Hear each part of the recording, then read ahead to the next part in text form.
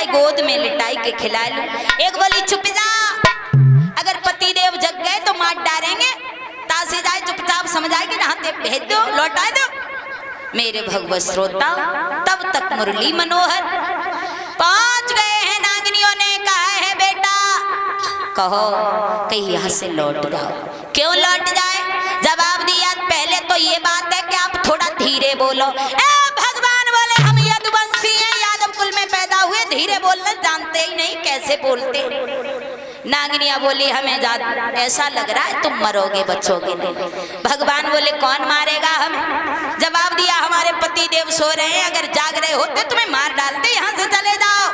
भगवान बोले नागिनिया अपने पति की इतनी प्रशंसा कर रही है, हम उसी से मिलने आए, जगा दे अपने पति को। और सुन, जब हम मरने के लिए आए तो मरने से डर किस बात का? सुन, भगवान बोले हैं नागिनिया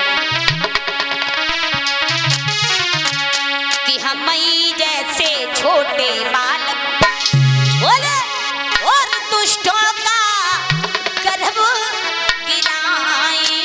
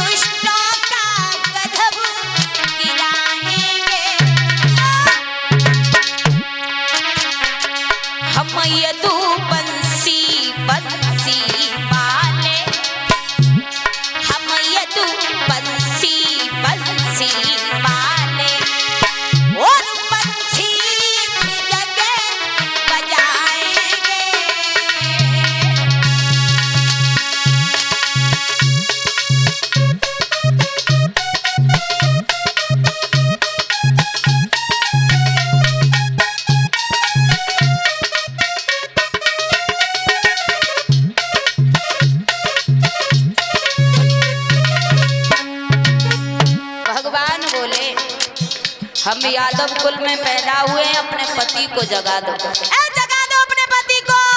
क्या देख रही हो हमारे तरफ? जगाओ, जल्दी जगाओ।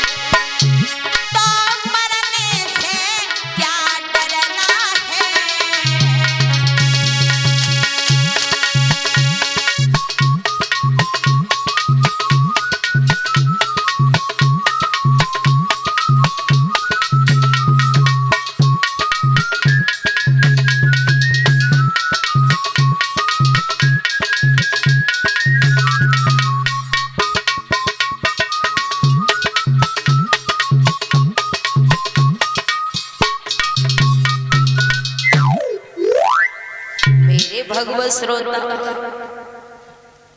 और इसी बीच में 50 रुपए साक्षी प्रिंस यादव और रवि यादव, ये हमें 50% सम्मान कर रहे हैं। अभी सुना देंगे क्योंकि कथा बहुत है, ज़्यादा भजन में लगाएंगे तो कथा गुड़ी मुड़ी हो जाएगी फिर, है ना।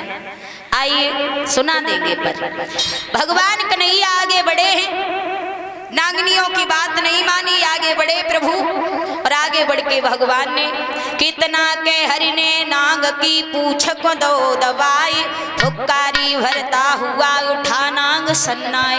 भगवान ने पूछ दबाई, नाग भगवान के शरीर में लिपट गया। भगवान ने अपना शरीर इतना गर्म किया कि कालिया नाग घबरा के जमीन पे गिर गया। आगे प्रभु ने क्या किया कि घबराए के काली दूरी हुआ, त्यों ही मोहन ने हाथ किया, धीरे से नथुनी पिचकाई दई झट काली नाग को। भगवान ने कालिया नाग नाथ लिया और जैसे ही कालिया नाग की नथुनी को पिचकाया, रक्त की धार मुंह से बहने लगी, जमुना की धार लाल हो गई, श्वास रुक गई।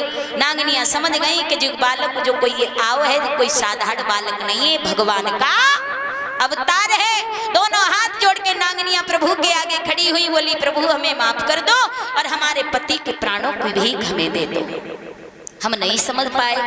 भगवान ने नागनियों की विनय पर नाग को छोड़ा। एक बात कही, आप काली देह में रहते हो, अपना विष छोड़ते हो, इसलिए आप इस काली देह को छोड़ के चले जाओ रमणकदीप पर्वत पर। क्यों? क्योंकि यही जल हमारे गैया बछड़ा पीते हैं, उन्हें हानि पहुंचती है। कालिया नाग बोलो प्रभु हम चले तो जाएंगे, पर कैसे जाएंगे? वहां पर मेरा गरुड़ भक्षण कर जाएगा। कालिया नाग ने जब कही तो प्रभु बोले हैं, गरुड़ आपका कुछ नहीं बिगाड़ पाएगा, तुम्हारे फनों पर मेरे पद चिन्ह बन चुके हैं, हमारे मामा कंस ने फूल मंगवाए हैं।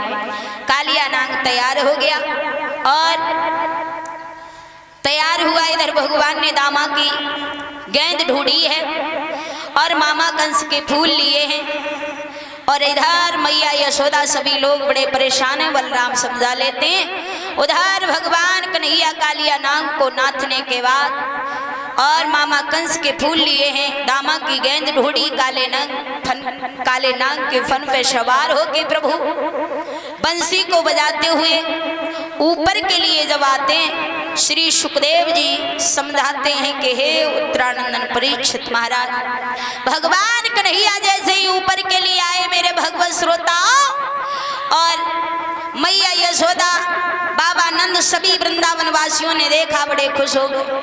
क्या देखा कि भगवान काले नाग के फन पे सवार होके उस बंसी को बजा के उसी के फन पे नृत्य कर रहे हैं।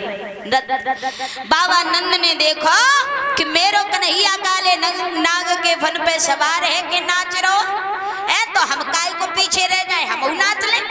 मैया ने देखी बाबा नाच रहे तो हम काय को रह जाए, हम नाच ले। ग्वाल वालों ने देखी सब नाच रहे तो हम नाच ले, सब नाचन लगे। कन्हैया कालो नाग नाच लायो, तो जहाँ पे अगर काउए नाचो हो तो नाच लियो, ठीक है। फिर नंबर बहुत देर में आएगो, बाद में मत कहियो कि शास्त्री आ जाए उन्हें नचाओ ना, है ना, जिसे भी नाचना हो नाच ले। तो सब लोग नाच रहे, कन्हैया कालो नाग नाच के लायो ताकि खुशी मारो। बड़ो छोटो है पर खोटो बहुत है। अरे देखती को है मारो और कन्हैया देखती को देखती को है मारो, सवरिया देखती